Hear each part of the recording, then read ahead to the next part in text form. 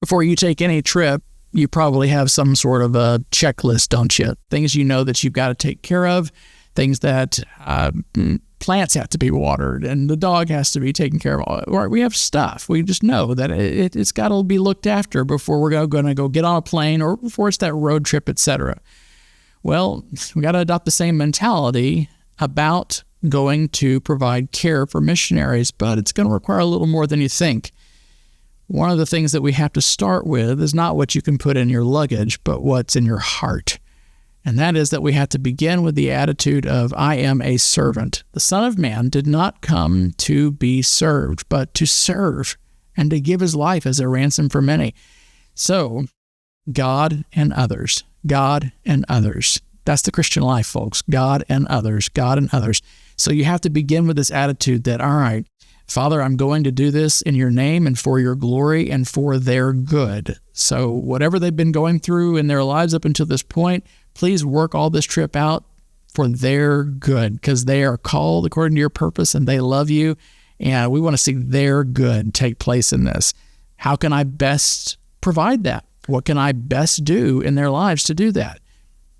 Well, there's some really practical aspects of this that aren't necessarily convenient for those who go, but are such a blessing to them. Namely, what could I possibly bring you that you don't have on the field right now? I remember one particular trip to Botswana. I had 3 checked bags. I was going by myself. I had 3 checked bags to take with me to 2 different families that were serving, full, big totes. And it was pretty funny to watch me go through the airport juggling these things because I had to recheck bags, etc.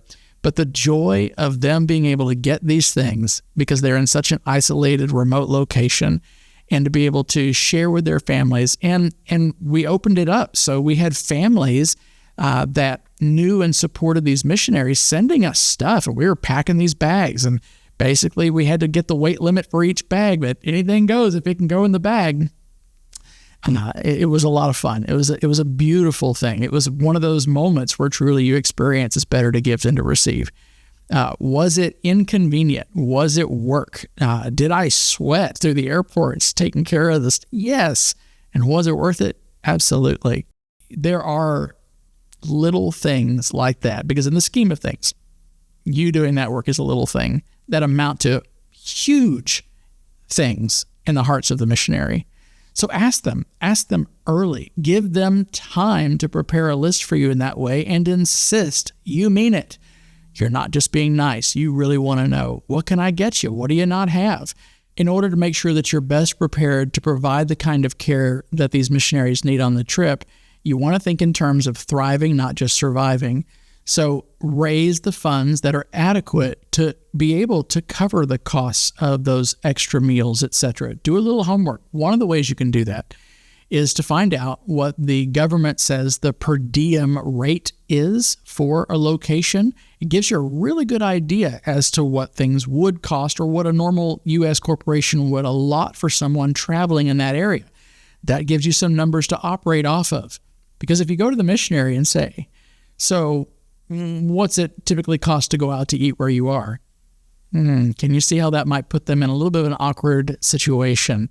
So do some homework outside of them, and where you need to, practical things like what a rental might be or Airbnb. Some of those you can do on your own. Some of them you're going to find there really is a better scenario if you do ask the missionary. Use wisdom, use guidance there, but ensure that you're able to be there to bless and not be a burden, that you're there to help this situation thrive, not just survive.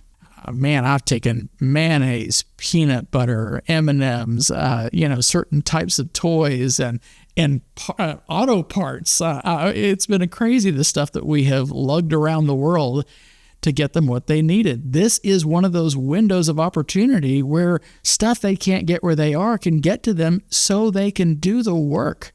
Not just convenience, not just care package type stuff. Sometimes it really is a tool for the trade of the ministry that God's called them to, and you get to be the vessel that gets it there. What a beautiful opportunity that is. You play a part in ministry continuing.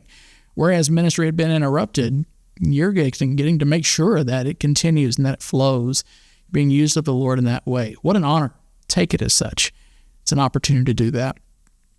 You also have to make sure that you avoid, however, the Santa Claus effect. This is really about what God is doing and making sure that they're blessed. It's not about you. You're a pipe. You're a conduit. You're getting used, God working through you. One of the things I am very clear to say when I'm with them in this is not my money. I'm not personally sacrificing all of this to do this. God's people care about you. Doesn't that speak more than one individual saying, I did this for you, as opposed to the body of Christ loves you. You're seen, you're heard. We're doing our best to understand. I wouldn't come right out and say the body of Christ understands the missionary, but we're seeking to understand, and we want you to know we love you and we care about you. And so people have given and people have contributed, and I get to be the guy who shows up and hands it to you. One of my absolute favorite verses when it comes to missionary care is 2 Timothy chapter 4, verse 13. It's this little nuanced verse at the end of everything that Paul has written. The last chapter, he's in prison, and he asks Timothy that when he comes to please remember to bring his cloak. Think about that for a moment. Paul was a man. We put him up really high, don't we, in our thinking? But he's a man like us, and he gets cold like us. The cloak of that day was also not just something that would keep you warm as an outer coat-like garment, but it was also like a blanket so that he could sleep with a little more comfort in his prison cell. And also, please remember the parchments so that he could continue writing his letters. There's just practical needs, folks, that people have on the mission field. And I love how that just brings it into reality. This guy needed comfort. He needed care. He needed consideration. He needed the body of Christ to come to him to where he was. He was tired. He was cold. He was alone. It's not how we often think of him, is it? But it's how he ends the letters that he's written. We know the rest of the story in Paul's life. We don't know the rest of the story in the missionaries' lives that you're affecting right now. We don't know what God's going to do next with them. But maybe it's just a matter of, hey, how can I just bring you your cloak? What's the practical thing you really need right now? Opening that up builds trust, gives them that beautiful opportunity. Showing that willingness to come and do those things is a beautiful thing. Now, that also means that you have to understand them a little bit. You have to have done some homework. And for those of you who are approaching this from a ministry perspective, for instance, if you're with an organization, if you are part of a church team, I really want to challenge and encourage you toward a couple of things. One, do your homework. Know who these people are. Have some ways in which you have had either enough dialogue or you actually employed some practical tools like 16 personalities or the 4-color test. Are they an introvert? Are they an extrovert? I know what it means to sit with a family and try to do missionary care when everybody's an introvert. And it's not the easiest thing to do, let me tell you, especially when you're the extrovert in the room and you feel like you're just annoying everyone. So do your homework, understand what their personality types are like. By the way, one of the tips, if they are introverts, ask them to show you cool pictures on their phone of what God's been doing. Let them brag a little bit that way, not to inspect, but to celebrate.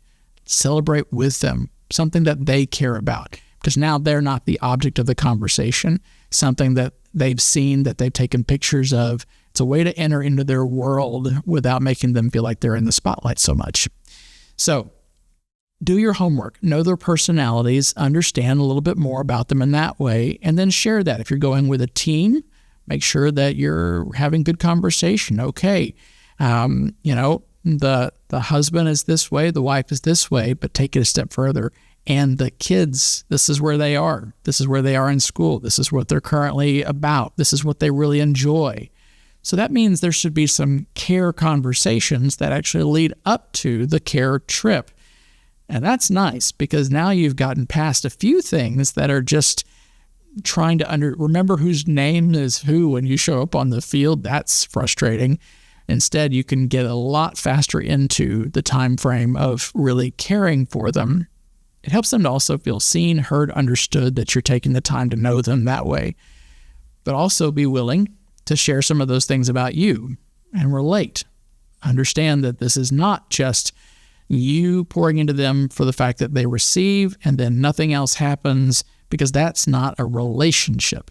How does this actually become a reciprocal discipleship relationship? So it's not that you're going to tell them how to do everything. It's also not that you're going so that they only receive from you, but some of the ways in which missionaries feel most cared for is when they actually feel heard and seen, and like the things that God's taught them matter, and that they get to share them with you. If they can make an observation about your life while you're making an observation about their life, it feels more mutual. You have to remove something in you that says that you're the expert. You aren't going there to diagnose them. You're not going there to psychoanalyze, etc. That's not what we mean by these personality tests.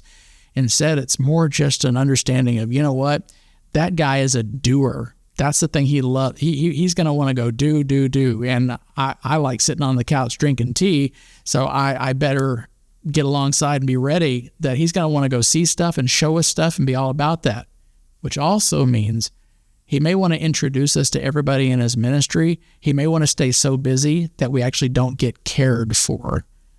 So how can I pull him back into a space and say, hey, love to see the things that you want to show us about, but I really want to make sure that we just get some individual time with you while we're here.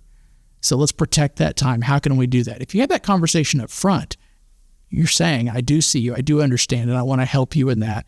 Let's work together on that. Let's get a care plan together. They have input.